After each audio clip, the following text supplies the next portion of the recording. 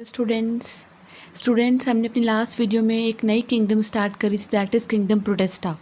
उसके हमने general characteristics start करे हुए थे, जिसमें कि हमने उनकी अकरेंस, प्रोटेस्टा की अकरेंस, उसकी जनरल स्ट्रक्चर, प्रोटेस्ट की जनरल स्ट्रक्चर हमने डिस्कस करी थी। और इसके अलावा हमने लोकोमोशन डिस्कस करी थी प्रोटेस्ट की, जिसमें हमने कहा था कि इनकी लोकोमोशन सूडोपोडिया के थ्रू भी हो सकती है, फ्लैजेला के थ्रू भी हो सकती है, सिलिया के थ्रू भी हो सकती है, रिगलिंग टाइप ऑफ मूवमेंट भी हो सकती है और म्यूसिलेज के थ्रू भी हो सकती है, राइट। तो हमने इनके 3 मेन जनरल फीचर्स डिस्कस कर लिए थे। आज हम डिस्कस करेंगे एक another general feature of protists, वो है उनका nutrition, right. So next is the nutrition of protists या nutrition in protists, right. Nutrition कैसा है? सबसे पहला न्यूट्रिशन है इनका, दैट इज़ फोटोसिंथेटिक। फोटोसिंथेटिक बेटा, फोटोसिंथेटिक न्यूट्रिशन को हम एक और नाम से जानते हैं, that is होलोफिटिक।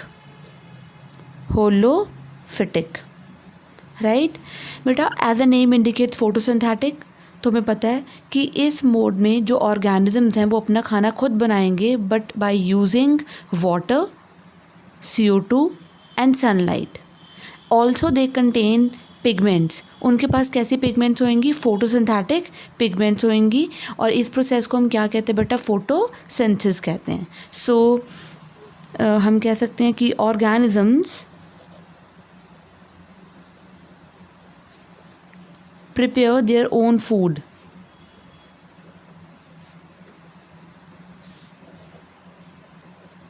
because they contain photosynthetic pigments, right? Because they contain photosynthetic pigments. तो वो यूज़ क्या क्या करेंगे? वो यूज़ करेंगे CO2 plus water in the presence of chlorophyll. अभी हमने बात करी थी बेटा, मैंने शॉर्ट फॉर्म लिखी है क्लोरोफिल की, CHL, sunlight and that form food, right. तो इनकी एग्जांपल हमारे पास है, that is like that of diatoms. बेटा हम पढ़ेंगे भी आगे, डायटम्स, डाइनोफ्लैजेलेट्स, ये सारे किंगडम प्रोटेस्टा में ही हम पढ़ेंगे, क्लियर। तो first nutrition is photosynthetic, second nutrition is holozoic. Holozoic nutrition, it is also known as zootrophic. Zootrophic nutrition, right बेटा। इन दिस मोड जो इंडिविजुअल है या ऑर्गेनिज्म है वो इंजेस्ट करेगा food like that of animals, right. यानी कि food पहले इंजेस्ट करेगा, फिर उसको डाइजेस्ट करेगा, right. So the organism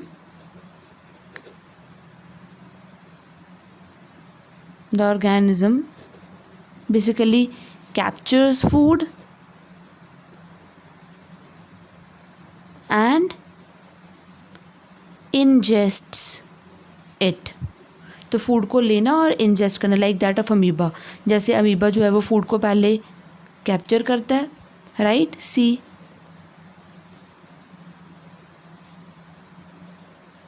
right. उसके बाद देन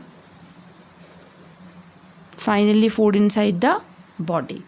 उसके बाद क्या स्टार्ट हो जाती है? इसकी इंजेक्शन। तो बस बेसिकली इसकी एग्जांपल क्या है हमारे पास? दैट इज़ अमीबा,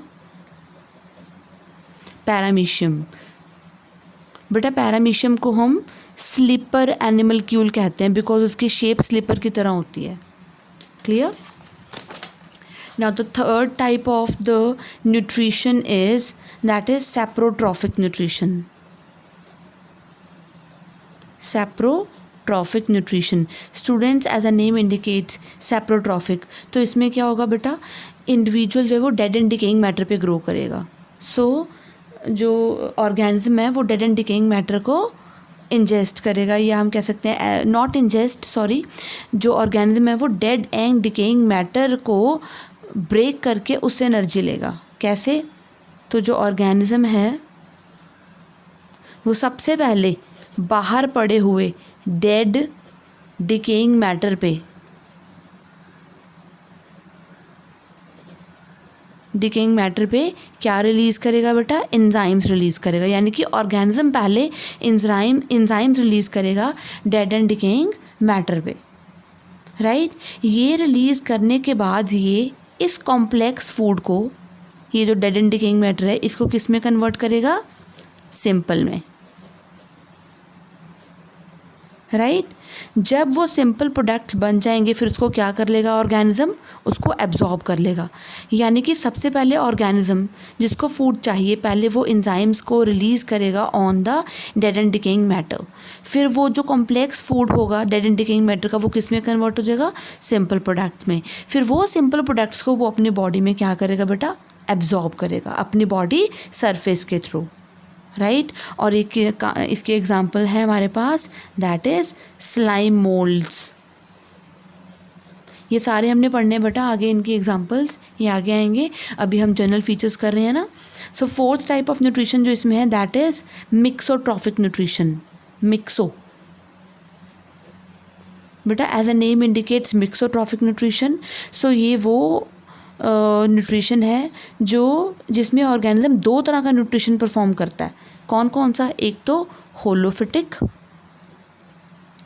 प्लस एक है सैप्रोट्रॉफिक।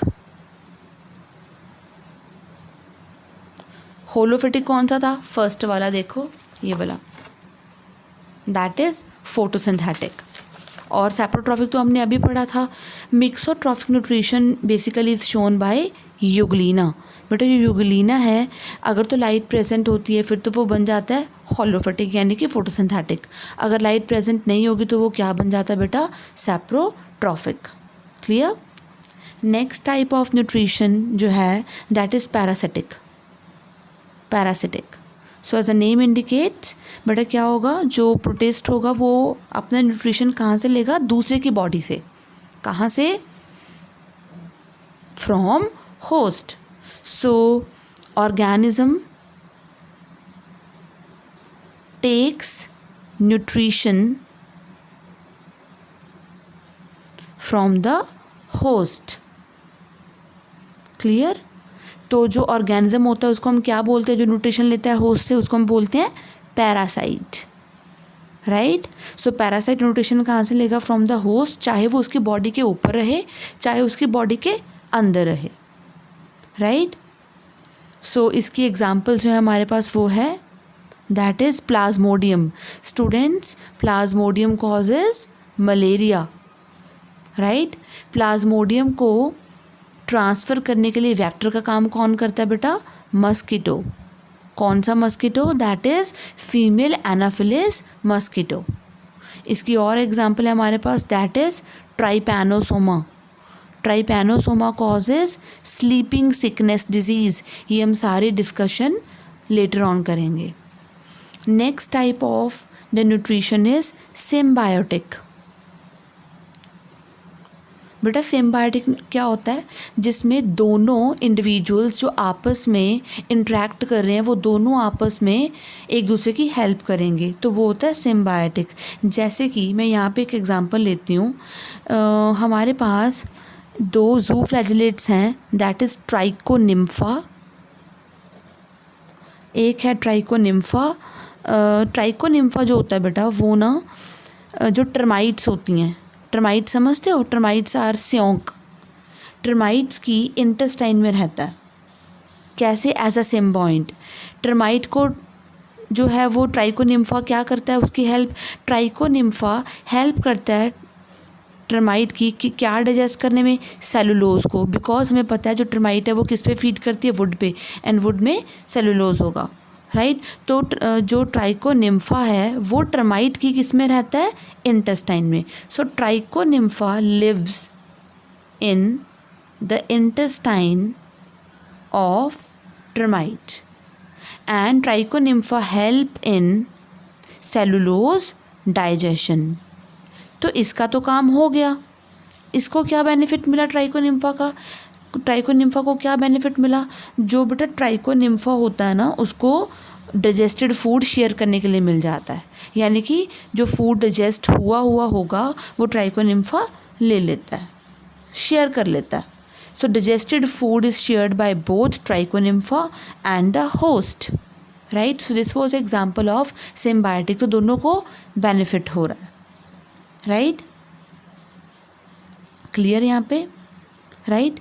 एक यहाँ पे मैं एग्जांपल लूँगी लोफोमोनाज की. लोफोमोनाज एक प्रोटिस्ट है, राइट? वो किसकी इंटेस्टाइन में रहता है? वुड रॉचेज. जैसे कॉकरोचेज होते हैं ना, ऐसे वुड रॉचेज की इंटेस्टाइन में रहता है. बाकी सारा सेम है. तो लोफोमोनाज क्योंकि एक तरह का प्रोटिस्ट है, वो इसके इंटेस्टाइन में रहता है, वो सेलुलोज डाइजेशन में हेल्प करेगा, और वुड रॉचेज उसको फूड शेयर कराने में हेल्प करेंगे, right? So this type of nutrition is symbiotic. Next is a pinocytosis. Last type of nutrition in protist is pinocytosis. Students, pinin word is for liquid and cytosis word is for cell. So अब समझ जाओ इसको हम क्या बोलेंगे. This is known as cell drinking. क्या बोलेंगे? cell drinking. तो जितने भी सॉल्युबल ऑर्गेनिक सब्सटेंसेस होंगे, जितने भी सॉल्युबल ऑर्गेनिक सब्सटेंसेस होंगे, that is absorbed via amoeba and other organism through pinocytosis. मैं बात सॉलिड की नहीं कर रही हूँ. I am talking here about the soluble organic substances. So example amoeba, right? It absorbs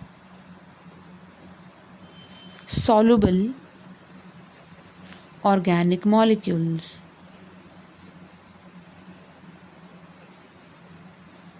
Right? तो बेटा ये हमारा एक और जो था that is nutrition in protist, एक और फोर्थ इसका जनरल कैरेक्टर ख़त्म हुआ. अब हम पढ़ेंगे रेस्पिरेशन इन प्रोटिस्ट्स, फिफ्थ. बेटा ये अब इसका करेक्टर नेक्स्ट आ गया, कैसा रेस्पिरेशन होता है. Respiration in प्रोटिस्ट्स. बेटा प्रोटिस्ट का रेस्पिरेशन दो तरह का, एक है एरोबिक रेस्पिरेशन और एक है एनारोबिक रेस्पिरेशन. बेटा जो एरोबिक रेस्पिरेशन होता है, we know that it occurs in the presence of, yes, in the presence of oxygen. Very good.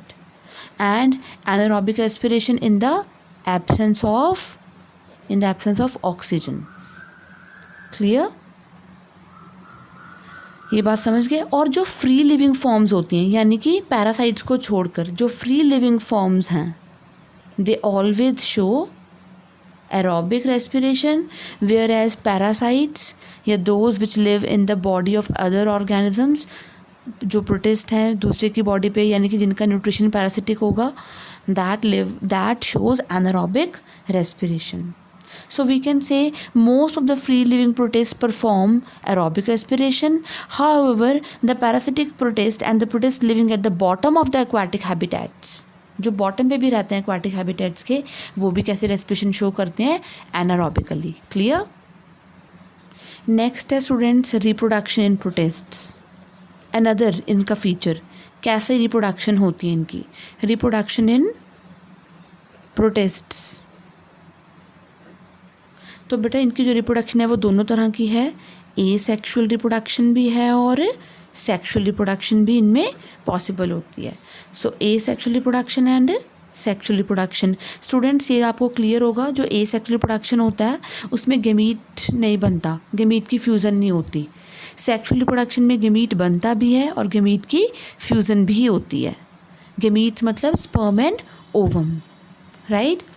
और एसेक्सुअल रिप्रोडक्शन में एक ही पेरेंट इन्वॉल्व होता है, बस सिंगल पेरेंट इन्वॉल्व होता है.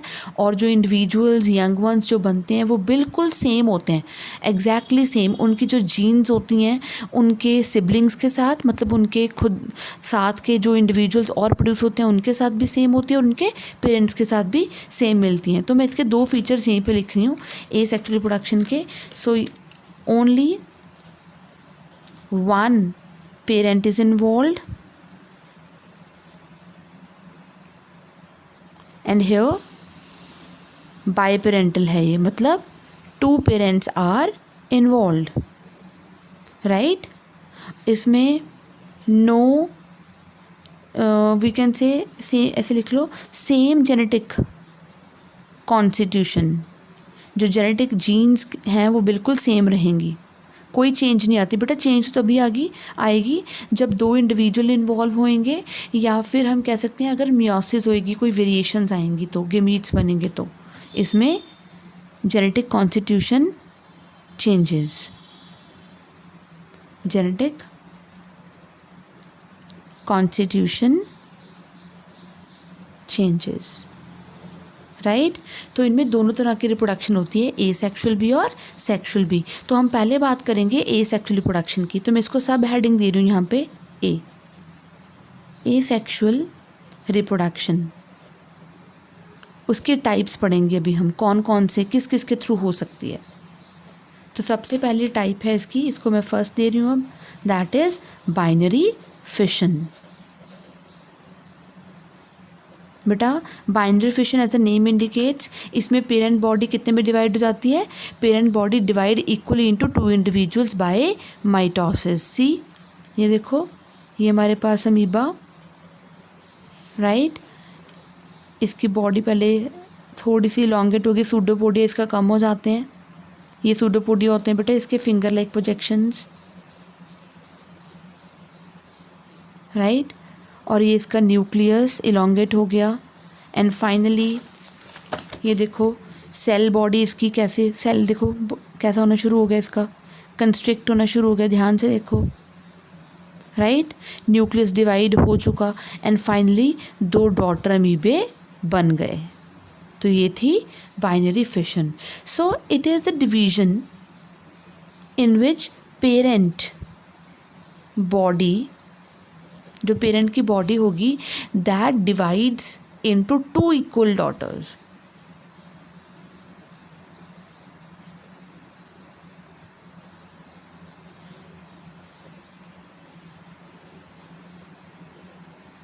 राइट। और इसमें हमारे पास एग्जाम्पल मैंने अभी एक तो बता ही दिया आपको, अमीबा, और एक एग्जाम्पल है यूग्लिना और है paramecium.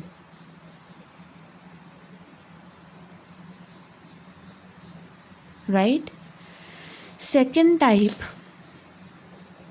Of asexual reproduction is the multiple fission. पहले कौन सी थी बेटा, बाइनरी फिशन, अब क्या है मल्टीपल फिशन। तो सोचो मल्टीपल मतलब मैनी। सो इसमें जो पेरेंट ऑर्गेनिज्म है वो दो इंडिविजुअल्स में नहीं टूटेगा, वो पेरेंट ऑर्गेनिज्म डिवाइड हो जाएगा सेवरल डॉटर इंडिविजुअल्स में। So here parent divides into many daughter individuals। और ये किस में होता है स्टूडेंट्स, याद रखना है, ये आपको +2 में भी आएगा, प्लाज्मोडियम, राइट। इसकी एक और एग्जांपल है अमीबा। अभी आप बोलोगे कि मैम अमीबा की एग्जांपल तो ऊपर आई थी बाइनरी फिशन में, अभी मल्टीपल फिशन में कैसे आ गई। Yes, during unfavourable conditions amoeba multiple fission show करता है, एंड ड्यूरिंग फेवरेबल कंडीशंस वो बाइनरी फिशन शो करता है, राइट।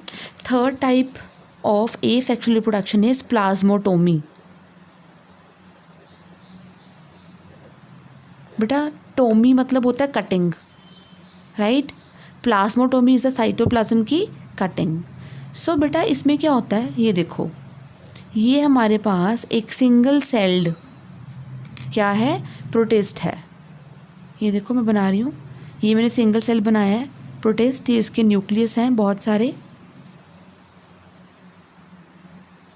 सो स्टूडेंट्स हम बात कर रहे थे प्लाज्मोटोमी की, मैंने यहाँ पे ड्रॉ करा है एक सिंगल सेल स्ट्रक्चर, किसकी, ओपालिना की।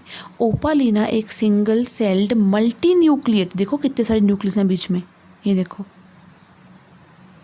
This one is nucleus, right. तो जो single celled multi nucleate individual है, देखो सिंगल सेल है और इतने सारे न्यूक्लियस हैं बीच में।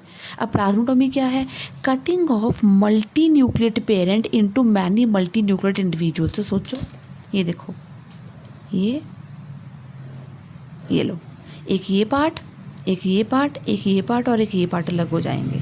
So it's basically the cutting of multi nucleate protist और parent into two or many multinucleate individuals by the division of cytoplasm। तो मैंने पहले बताया था टोमी होता है कटिंग एंड प्लाज्मोइस्टा साइटोप्लाज्म की कटिंग के कारण। बट ध्यान रखें यहाँ पे न्यूक्लियस की डिवीजन नहीं होगी, न्यूक्लियस नहीं टूटता, सिर्फ साइटोप्लाज्म टूटेगा। न्यूक्लियस तो बस सेपरेट हो जाएंगे जितने, सपोज यहाँ पे 3 आ गए, ये देखो इसमें 2 3 4 5 6, इसमें 1 2 3 4 5 6 7 8, राइट। तो plasmotomy is the cutting of multinucleate parent into many multinucleate individuals. और इसकी मैंने क्लासिकल एग्जांपल आपको अभी बताई है, ओपालिना। ओपालिना मतलब क्या है, एक तरह का प्रोटिस्ट है। Clear. Now fourth type of asexual reproduction is spore formation।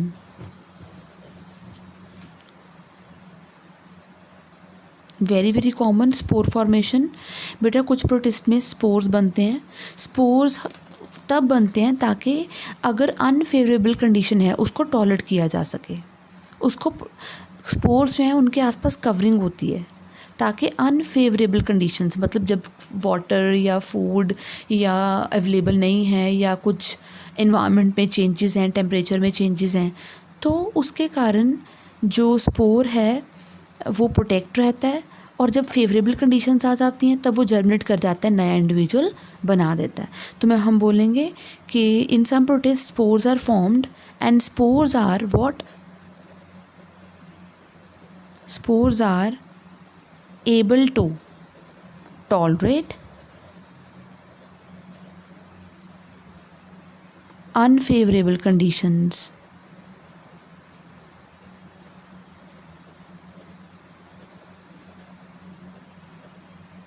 Right, tolerate कर सकते हैं। और जैसे ही on the onset of favourable condition, जैसे ही फेवरेबल कंडीशंस आएंगी तो स्पोर जर्मिनेट कर जाएंगे। On the onset of favourable conditions spores germinate and produces new individual। अगर आपसे कोई पूछे व्हाट इज़ अ स्पोर तो आप क्या कहोगे? सी, ये देखो, spore is nothing, it's just nucleus with a bit of cytoplasm. बस nucleus with bit of cytoplasm is spore. तो ये न्यूक्लियस हो गया, a bit of cytoplasm, so it is a spore. तो स्पोर्स भी बन जाते हैं in case of protists. Clear.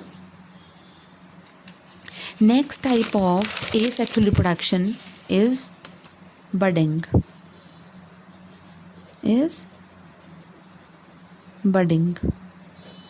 But as the name indicates budding, तो बडिंग में होता क्या है, पेरेंट की बॉडी के ऊपर छोटी सी बड लाइक स्ट्रक्चर डिवेल्प हो जाती है एज एन आउटग्रोथ। फिर वो आउटग्रोथ क्या हो जाती है बेटा, सेपरेट होके वो क्या बन जाती है, एक न्यू इंडिविजुअल। यहाँ पे जो मैं एग्जांपल लेंगे, हम लेंगे आर्सेला की। बेटा ऐसे तो आपने पढ़ी होंगी यीस्ट की एग्जांपल है ना बडिंग में, हाइड्रा की, लेकिन हम यहाँ पे नहीं ले सकते बिकॉज यीस्ट जो है वो प्रोटिस्टा का मेंबर नहीं है। यीस्ट किस में आता है, किंगडम फंजाई में। हम यहाँ पे प्रोटिस्टा का नाम लेंगे, that is Arcella. Right. Clear students. यहाँ तक हमने डिस्कस कर लिया क्या चीज़, रिप्रोडक्शन इन प्रोटिस्ट एसेक्सुअल। बेटा सेक्सुअल रिप्रोडक्शन के जो टाइप्स हैं वो हम डिस्कस करेंगे अपनी नेक्स्ट वीडियो में। राइट। तो हमने आज क्या क्या डिस्कस करा, आज हमने जो टॉपिक स्टार्ट करा था वो था that is general characteristics of protist, continue करे थे। इससे पहले हमने इसके और फीचर्स पढ़े थे, दैट इज़ कौन कौन से फीचर्स थे इनकी। सबसे पहले हमने बात करी थी सेल की स्ट्रक्चर की, इनकी अकरेंस की बात करी थी। उसके बाद हमने इनकी लोकोमोशन की बात करी थी। लोकोमोशन की भी आगे टाइप्स थी, कौन कौन सी,